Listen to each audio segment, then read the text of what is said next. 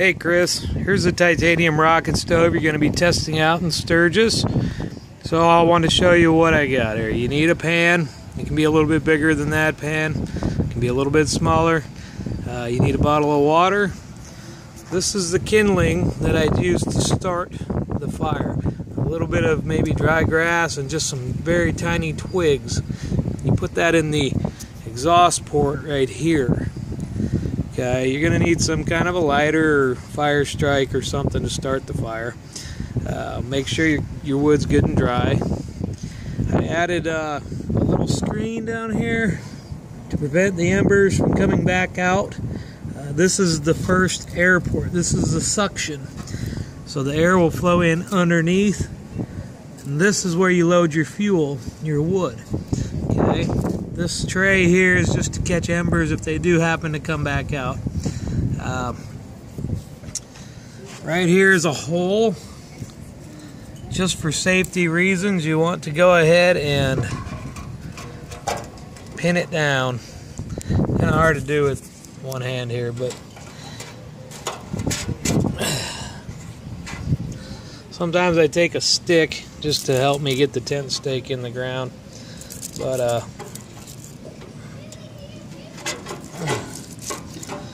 don't have anything good here. One second.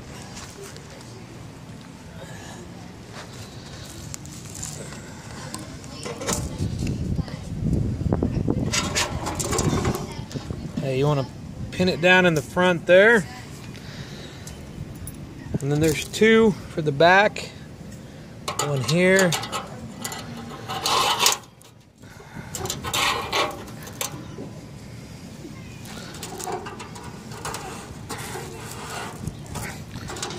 One there.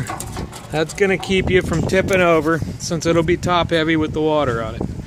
Okay, you want to make sure you got a clear space with nothing that'll catch on fire surrounding it. Just clear you off a little path. Well, this here's the wood we're going to use to actually boil the water. As you can tell, it's about what you'd use to start a regular campfire. I guess I'll try to do this with one hand, and I'll get a fire going and throw some water in and show you how it goes.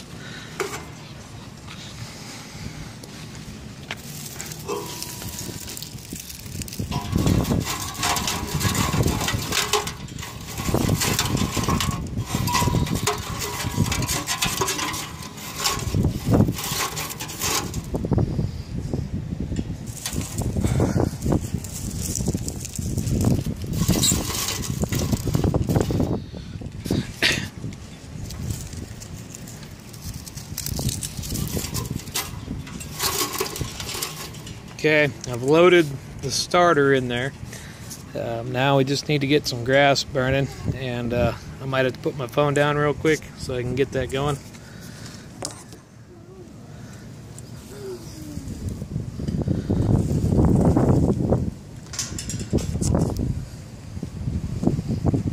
Hold that. Just keep it right there.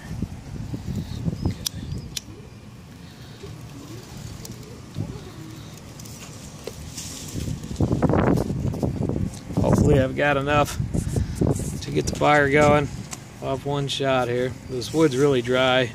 It is the desert.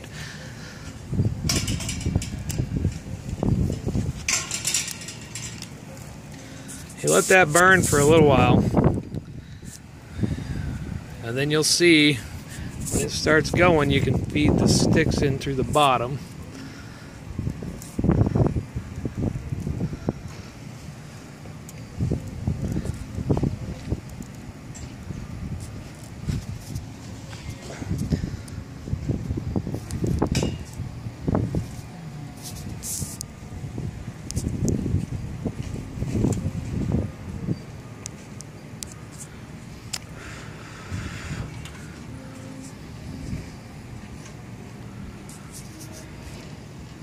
And I don't think we made it. I don't think we actually got the fire going on that one.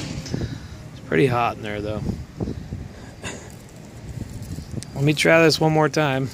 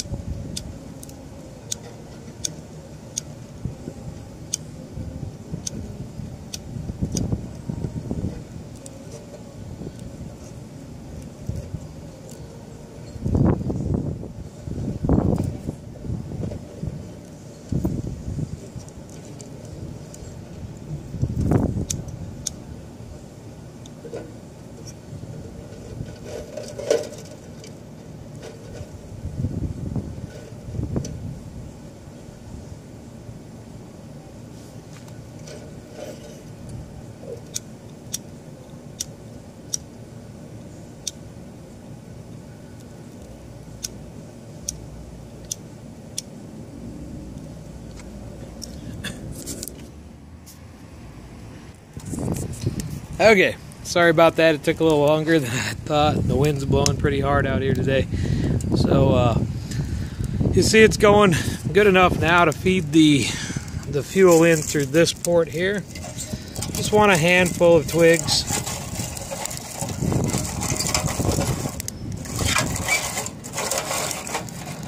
Go ahead and just push them in until they're about right in the middle of that fire chamber there.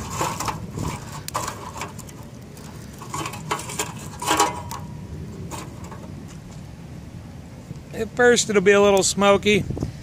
Once we get it going, it won't smoke so much anymore.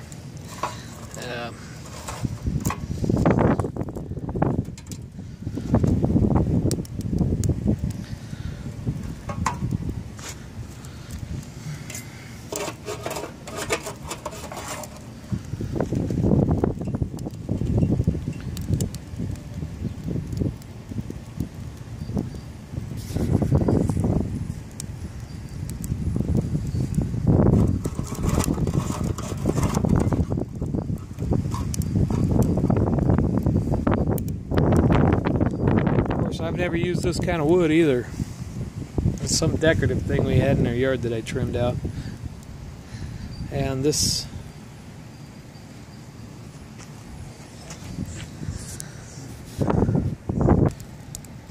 alright, I got a pretty good fire going now.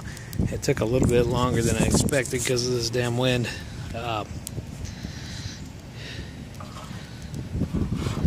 When your fire gets low, you just keep loading more wood in through that front. I'm going to go ahead and put the water on here because I'm about out of video time. So, I get the water on. This is 17 ounces of water.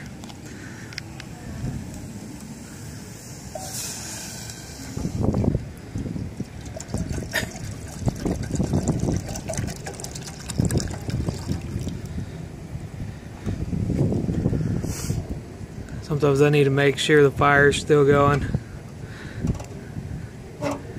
That's going just fine.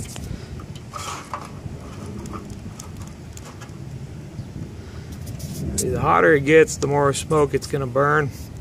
So the less it'll smoke.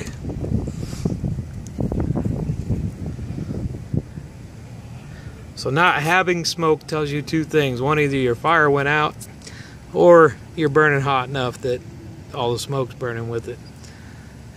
I can see here the flames coming out the side a little bit.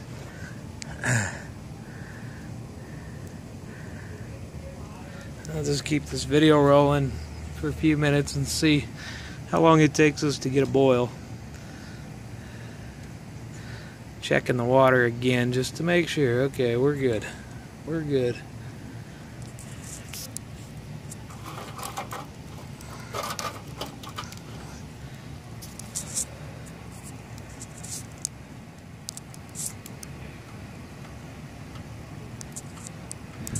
I'm going to pause it real quick and go get my thermometer.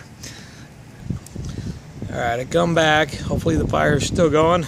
And just scanning a little.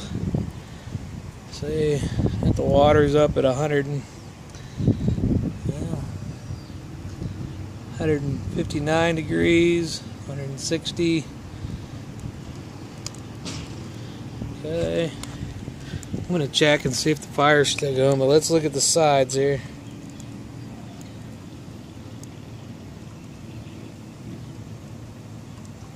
Yeah, down at the bottom we're already over 600 degrees.